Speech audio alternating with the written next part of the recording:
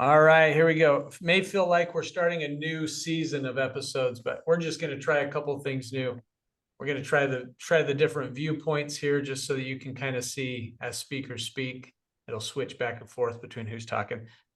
In discussion with some of my teachers, and Ryan, you've kind of been in discussions with some of your teachers. Mason, I don't know. You probably don't get any feedback. I'm just kidding. I don't know if anybody watches. But we're trying some new ways today to maybe make this a little bit more practical, a little bit more useful and relevant to teachers. And one of the ideas that we discussed with some of my teachers was, what if we spent a little bit of time developing some good questions that could be used to facilitate discussions in a classroom. We haven't really prepped this beyond knowing what's in the block and maybe knowing what's coming up in the curriculum. So this may feel a little bit like we're workshopping, which may be a good thing to see anyway, the process of coming up with an inspired question for classroom. Okay, so we're gonna try this. If this got on YouTube, that means we thought it was good enough. Or we just didn't have time to do it again. Right, right. Which may be the case after this morning's discussion. So maybe just really quickly, can we just look at the curriculum just so we're all on the same page on this, and then maybe we can get into the discussion. But a whole lot of doctrinal mastery in the next 2 weeks. King Benjamin has got a lot of stuff in there that obviously has kind of come to the forefront of those who are writing curriculum and those approving it, that these are important messages for our youth. So we got 4 doctrinal masteries coming up in just 2 weeks. So warnings, what would you say as we look at 4 of them coming up? What are some things we want to make sure our teachers are aware of? I wonder if it's a good idea to just maybe remind ourselves why Dr. Mastery exists. This idea that we are striving to create for our students, I guess, scripture competency. To these are verses of scripture that have been identified by prophets, seers, and revelators to have such importance to help us understand what it is that we believe, and should help to, I guess they should serve as a foundation for our behaviors, for how we are to live our lives as disciples of Jesus Christ. So if we really want to look at the theme, the youth theme for this year of being a disciple of Jesus Christ and being called to preach his word, well, doctrine mastery is intended to give us not just key scriptures to memorize or to remember where they are located in scripture, but to understand what it is that they teach and why these particular truths are relevant in the lives of a disciple, especially a disciple that lives in a world that has maybe competing messages. Right. Especially all three of these, as I'm looking at them, I would consider them to be very counterculture to the norm that we see in social media. Maybe the service one, but I think when we talk about the motivations for service and not just to get likes is going to kind of be big. Blessed in all things, like how does obedience to morality counter what they're seeing every day? How does overcoming natural tendencies? We live in a world that is competing with just be authentic to yourself, and King Benjamin saying, no, don't. We're trying to be something different. Like the whole purpose here is to be like Christ. And so I think if we understood that part of it to begin with, then this week, especially with 1, 2, 3 Dr. Masteries and then another one next week, maybe that'll kind of help us to reset the clock so we can approach it in a different way. I like that. Mason? Just, I think when we do case studies, and there will be opportunities this week to do those case studies, we just got to remember that what we're actually doing is we're studying these kids' lives, right? But we're using a case study, so as not to put somebody who's really vulnerable on blast in our classroom, right? So we're going to say, Johnny's in this situation, right? What should Johnny do? But the idea is these are all relevant situations to these kids, and they're reflecting on their own lives, and we're helping them to think through everyday situations through the logic of the gospel. And so it isn't just can we answer what the right behavior is and whatnot, because our kids are really good at doing that. Like they're very good at nodding along with us and giving us the answers that we want. Can they think through the logic of the situation through an eternal perspective? And can they examine assumptions, right, in the light of eternal truth, or in the teachings of living prophets, or the wisdom of scripture? And so it with back to back to back doctrinal masteries, I can imagine this becoming tedious. um and certainly, like, we're not going to give Benjamin his due as to his whole perspective. We're gonna miss some of the things that Benjamin wants us to see, just because we're focusing on, and we always have to make these choices of what to focus on, what not to focus on.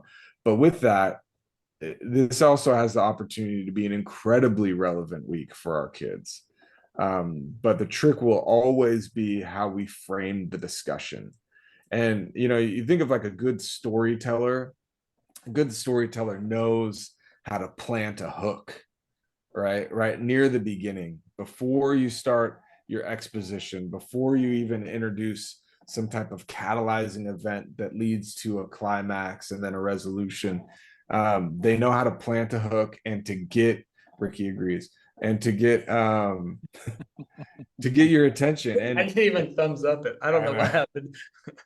and this is a good couple of weeks to learn how to plant a hook at the beginning of a lesson, so that you can capture their attention. It's something that they immediately care about, because, like it or not, they might not care about what King Benjamin's talking about, Right. but they do care about things that are happening in the world and in their lives. And then we can show them, right, how to think through those things with what King Benjamin's teaching. Yeah, I think we got to combine both of those. The whys and the whats are really important in doctrinal mastery, but it's also going to be the hows. Mason and I were in a meeting on Friday talking about when the church did original research on the relevancy, right? And it wasn't so much relevancy. I mean, any of us that have ever taught the gospel of Jesus Christ, we're like, obviously the scriptures are incredibly relevant. When youth in the church said we need our seminary class experiences to be relevant, they're not saying Jesus isn't important to them. What they're saying is, I'm about to leave your classroom and I'm going to go into the real world, and I've got friends who say this about this, and I don't always have a really good way to reason through and to give them a response. And so they're looking for something to give them so that they can be able to give responses and feel comfortable with it, what it is that they believe, and how they would explain it and how they would reason through it. So this is a really good example of a couple of weeks where we're going to have lots of opportunities to show them the relevancy of the gospel. The other insight from that meeting that I think we can keep in mind this week is one word, and the kids want connection. Right. They want connection to Christ, and they want connection to each other, right? But particularly they want connection to Christ. And sometimes we talk about it as conversion, which has its own, I mean, that can be kind of too big of a word for us sometimes. But how do we connect them? How do we give them connection to Christ in our classrooms and in the day-to-day experiences of their lives? I know that's what we're always working on, but that can be something we carry into this week.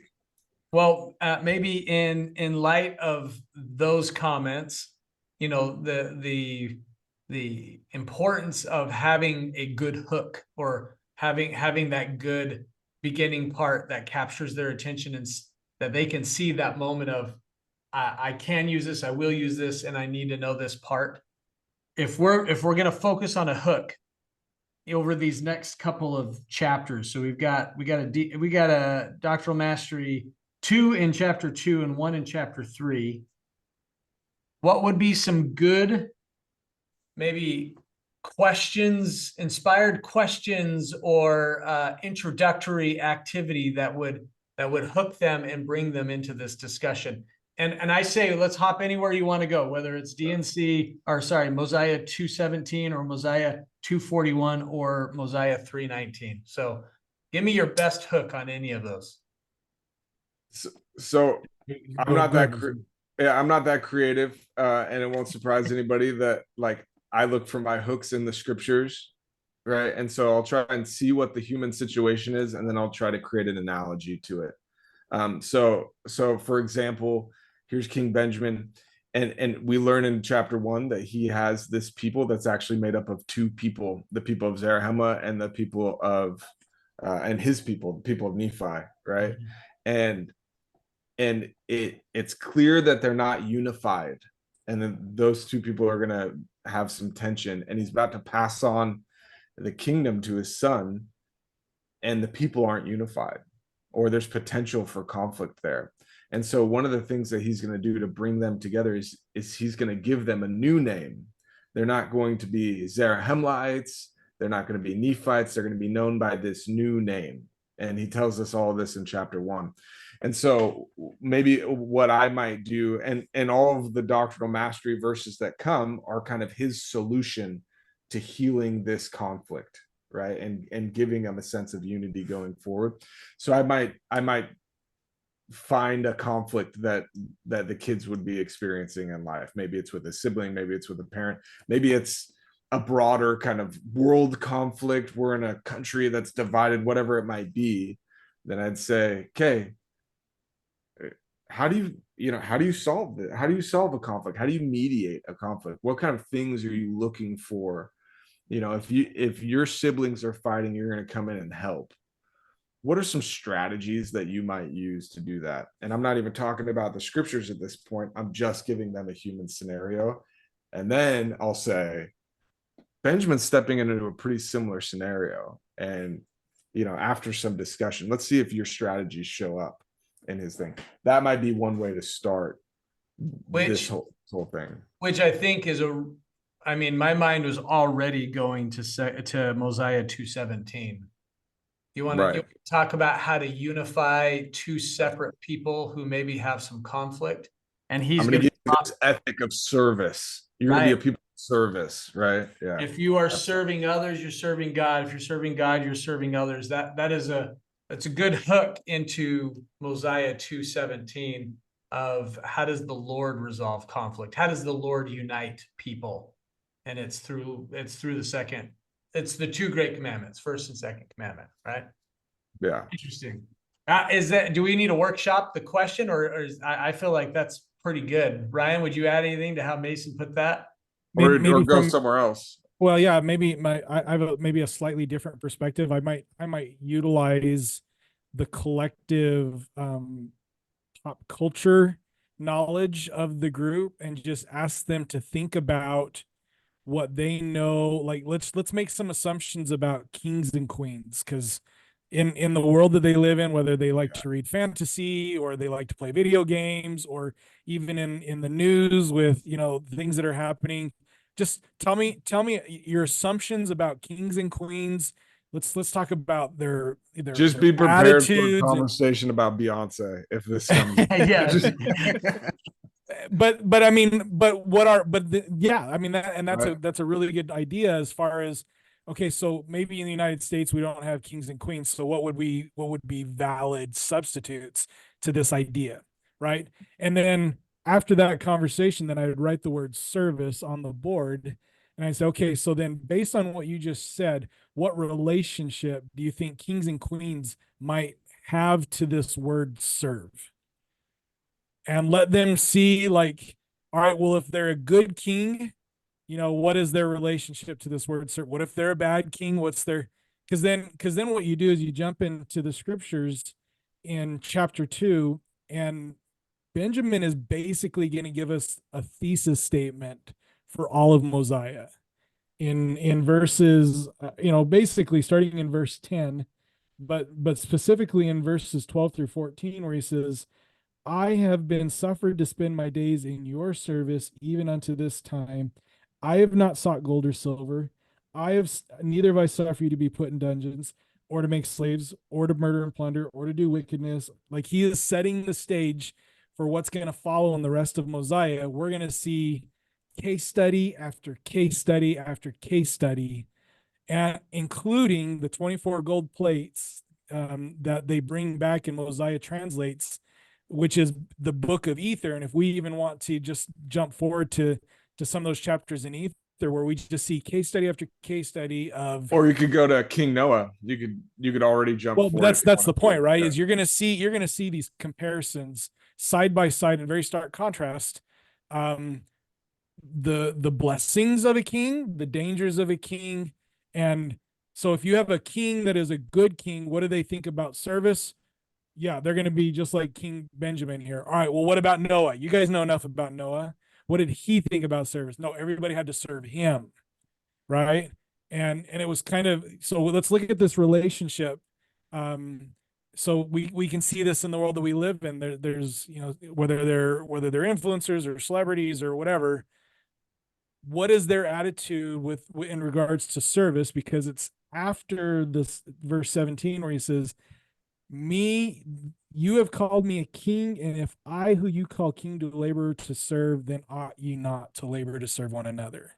Yeah. Right. If you're going to put me on this pedestal, then I want you to see how being, and what he becomes is this prototype of Christ, who is in this Right. upside down kingdom, right? Very quickly we can say, all right, then if we were to read these same verses and we were to put Jesus and say, yes, these are all the things that we think about Jesus. Can you tell me about the stories of when he did labor to serve, when he you know, didn't seek after gold and riches? Like, let's talk about how Benjamin is this prototype of who Jesus is. And I think very quickly students will be able to connect those dots and see, all right, well, we are in the temples, washed and anointed to become kings and queens. That is our destiny. Each of you are destined to become kings and queens. What does that look like for you then? What kind of a king does he want you to be? And so I think we could use their pop culture understandings, because we see it all the time. You could Just, you could probably combine both of those ideas of your kings and queens, royalty, conflict, Christ types, and then you show how that love of God and love of others is the way that Christ has always done, the way that our best examples today do it today, and the way that we can resolve conflict and become one. I love it. I think this is good. Any other thoughts on this? I would just say, you know, you just saw how Ryan approached it. You saw that I approached it differently. And you might, going through, you might have a couple ideas in addition to something. And I think it's knowing where you want to get them, right? At the end, what's the and knowing them too. You're going to know them best as well. knowing what's going on in their lives, what experience do they need to have to feel most connected to Christ, and then it's picking the right starting point, right? There's no one right way to get into a lesson, Right. or to plan a hook, or even a principle to teach. There are all kinds of converting principles here. Even within these doctrinal mastery verses, there's different things that you can emphasize.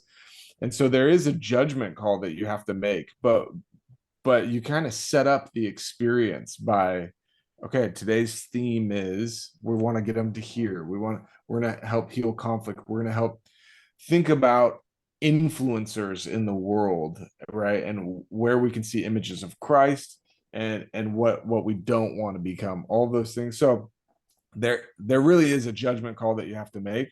But think about your kids, think about the intent of the author, think about where the most converting principles are, and in there we'll find something that we can plant the hook in.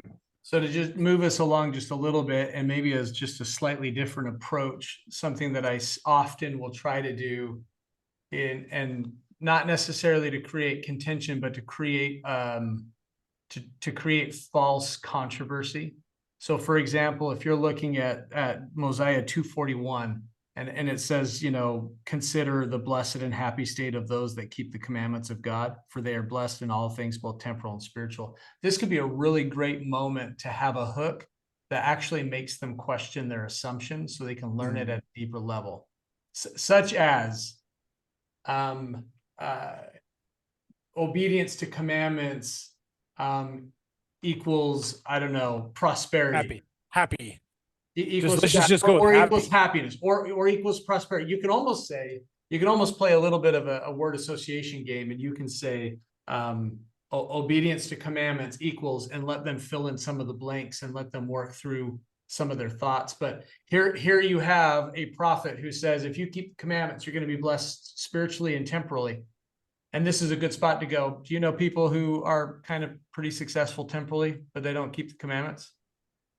What's the deal with that? Like, how are we supposed to approach this if we can see that this isn't always true? And then you can go back and look at like verse 36 and bring them back into the context of how King Benjamin got to this point, where you say, you know, after ye have known and have taught all these things, if you should transgress and go contrary to that which has been spoken, that ye do withdraw yourselves from the Spirit of the Lord. And suddenly now you can start talking about the fruits of the Spirit and help them understand, how is it that when we are in alignment of and keeping commandments and doing the will of the Father, the Spirit now is with us. And therefore that leads us to this path of actual joy and not just this temporal happiness that we would acclaim success to be. But that if we choose not to, we withdraw ourselves from the Spirit. And then that takes us to the opposite. You know, you can go to the opposite of what it says in verse 41. Controversy, yay or nay? Sometimes this could be a really good tool to get them to really think through what they think is I've the even gospel. seen it developed a little bit further, where you might put obedience to commandments and then put an equal sign, not equal sign, a greater than sign or a less than sign, and just let students fill in, like, you guys just, and maybe a couple columns. How does the world fill in the columns? How have you seen your friends fill in the columns? Are those the same or different? How have you seen your parents fill in the columns? Or somebody that's, you know, somebody in your home that you respect or trust. How do you, you know, what's been your experience in filling, and just give them some time to ponder and just give them some time to reflect. And make sure you have a column that says King Benjamin, right? Give King Benjamin a chance to you know, see the logic of his argument there. Mason, So one thing you could do here, and this is just like, this might not work for everybody. Not everybody has phones, and I know that a lot of us are scared of phones in the classroom, but this is one way that we can maybe use phones for a lesson.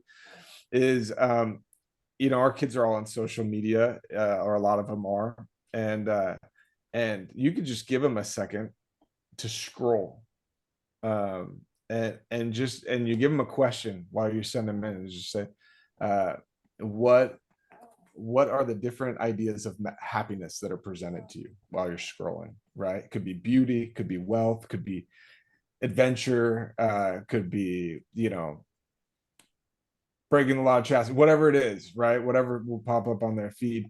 And then that way they're seeing evidence of it right there. I mean, it doesn't have to be that, but there's a way, you know, that question of like, what does the world say? It's a good question. It can get dry though for our kids when we give them something, and or maybe you pick the pictures, right? And you put them on the screen or something like that, and you don't have to get too crazy with them. Just show them a variety of pictures and just say, what do these pictures say about happiness? What is happiness here? Okay. Yeah. And then what is Benjamin? And then you're drawing contrast there, and you're showing rather than telling, which I think is always more powerful. All right, now Mosiah 3 is a little bit different because technically, according to the pacing calendar, we're only doing the setup this week, and then we're doing more of the you know, the workshop on the second week, but as if you're doing it together. I think where I would start with chapter 3 is just, this this is an easy, for me, this is an easy setup. This is, all right, in not many weeks, months, or years from now, many of you are going to be on a mission. So here's what I'm going to ask you to do. I want you to put on your missionary name tags. I want you to imagine that you are in a part of the world that is non-Christian. And there are a few of those. Give me some examples of some non-Christian areas of the world, Southeast Asia, the Middle East, even parts of Africa. There's still places in the world where who Jesus is not of primary concern. And then I would just say, all right, as a missionary, what would be your top 5, and this would be a journal or work with a partner, what would be the top 5 truths, attributes, character traits of who Jesus is that you would want somebody who is learning about Jesus for the first time to know? And just give them some time to come up with their top 5, and then debrief as a class. Like, let's agree on our top 5. What do we Are you want having people them? to know? Are you thinking of having them just in Mosiah 3:1-18 to use that, or are they coming off that top of their head? Off the top of your head. I want you to go off the top of your head right now. I want to start with what you know now. Come up with your top 5, and then I'm going to send you in. And here's this king that had an angel come and reveal to him who he wants Benjamin to know about Jesus. And I want you to compare your lists. Starting in verse 3, I want you to read 3 through 18. Yeah, probably through 18. Even read through those 15 verses, and with your partner, if you feel like you want to modify your list from what the angel tells Benjamin, then I want you to modify your list, and then again, as a class, we're gonna collaborate again. Here's what we originally agreed on is the most important things. What did the angel tell Benjamin that you feel like needs to be up here? What would it replace? Where would you put it? What would be the most important? What would be least important? Let them have a moment where they're just kind of evaluating their own knowledge base of who Jesus is and compared to what a prophet teaches in this really, really important chapter on the atonement. Yeah, I love it. Mason, what would you with Mosiah 3? What's your hook? So I'd kind of I'd start with what he's trying to accomplish with this doctrinal mastery of what is he actually saying that the natural man is an enemy of God? What is the natural man? I've always understood that as our nature is self-preservation, right? These are like when I'm leading youth in the wilderness, doing wilderness survival stuff, there are some basic needs that need to be met for survival, right? And there's hierarchy of human needs. There's a lot of stuff that you can kind of reach for here. And his argument is that seeking after self-preservation, even when it comes to really basic human needs, is actually putting us in opposition to God. Which, if that's all you're teaching, that's not a very persuasive argument, right? You have to teach me, if you're saying I can't look after number one, if I can't look after my own safety, my own happiness, my own well-being, my own wealth, all those things first and foremost, then what's the other option, and why is that a better option? And so I'd probably start with that, and I'd say, what do we naturally seek after? What kind of things do people naturally seek after? It doesn't have to be evil things. We sometimes make it evil because he says it's enemy to God, but I think it's much more human than that. What do all humans need, and what do we seek after? Okay, and why is it that this mess? And then the next move is, okay, now let's go earlier in the chapter and look at the message that the angel has started with. He's trying to teach us about this very particular being who's going to come. And why is it that being makes it so that we can stop thinking about ourselves, Right, and we can build on service, start putting the well-being of others first.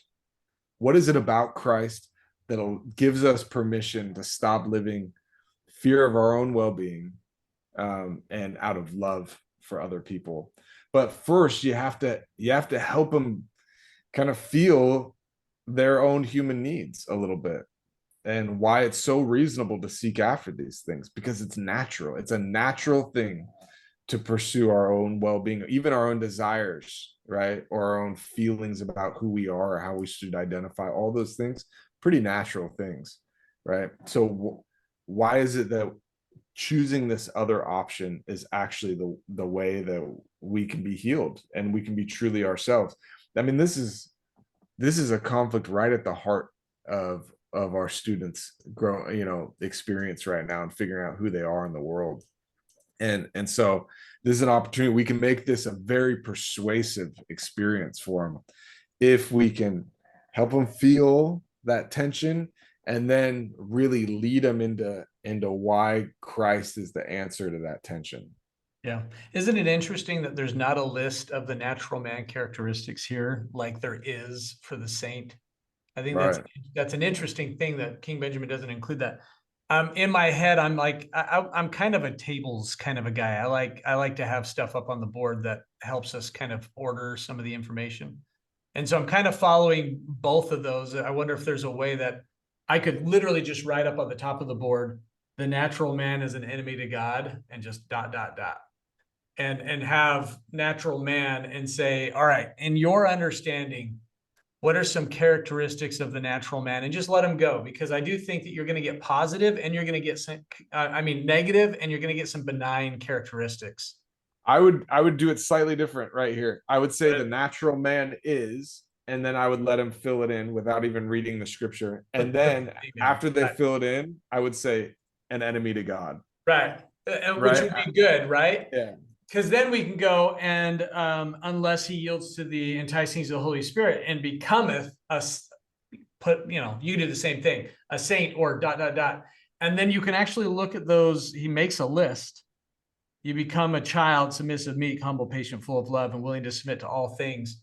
And you can talk about the difficulty and the conflict between those two different things. But then to make it real, this could very easily become kind of like the Christ-like characteristics exercise in Preach My Gospel. Because then you can go back to the first 18 verses and ask them, go and see, how is Jesus Christ each of these characteristics? Where do you see him humble? Where do you see him willing to submit to the Father? And after you've connected that to Jesus and understanding that becoming a saint means we're trying to become like Jesus, then you can take it to the next step of, how do we do this? Which one are you having a hard? That's kind of the characteristics activity and Preach My Gospel. Which one are you really good at? Which one are you really hard at? How do we get better at the ones that are difficult? Who's a good example? Who's a good example in your life for that thing? I think this could lead into a really great characteristics conversation and help them understand that they can improve in these areas. But we don't want to leave them there. I mean, No. that's the important next step is we once they're in it and they're feeling it and they're starting to make some connections in their brain, we sometimes a real simple question to just ask is, all right, so what are you going to do with this information?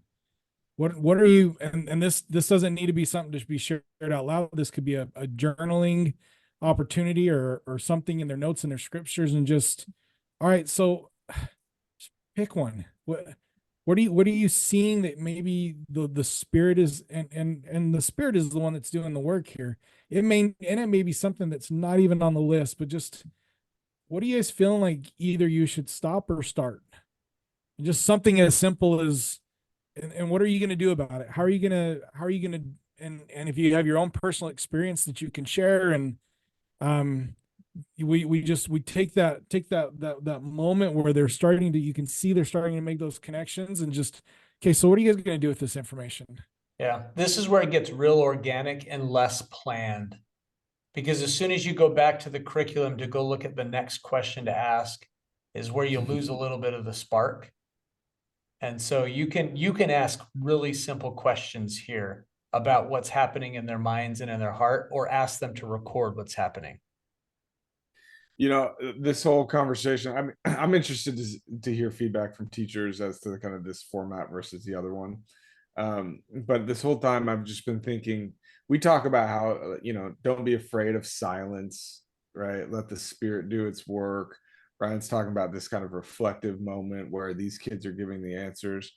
I would also say, don't be afraid of letting them think through something and express a thought that maybe isn't completely in line yet with the gospel of Jesus Christ, right? Because if they're having these thoughts, they're having these concerns. This is one of the reasons why I think what Ricky was proposing is so effective, of kind of seeding a little conflict there.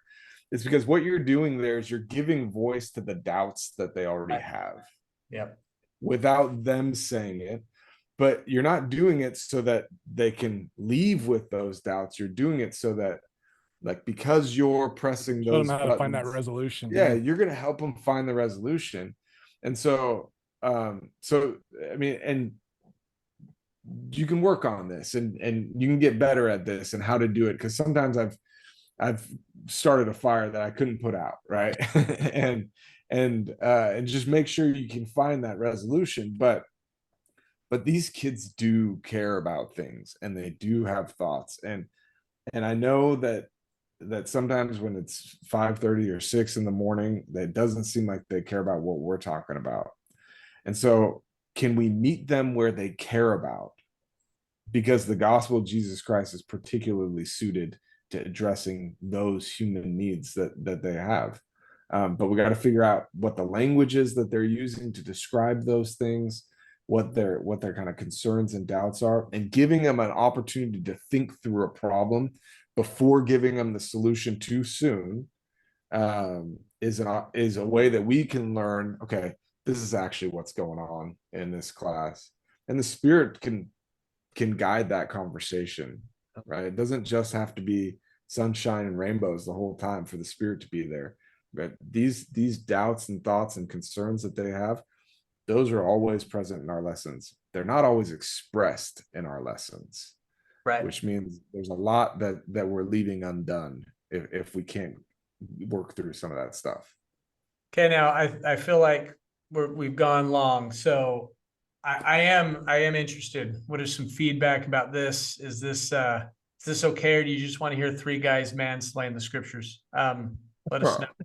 Bro, it's better than that. But give us some feedback. Let us know if this is helpful and if this is more of the content you'd like to see. But I feel like this could be a good way to kind of help get your mind thinking about what you want to do with your class. So, all right, good luck with it. Have fun.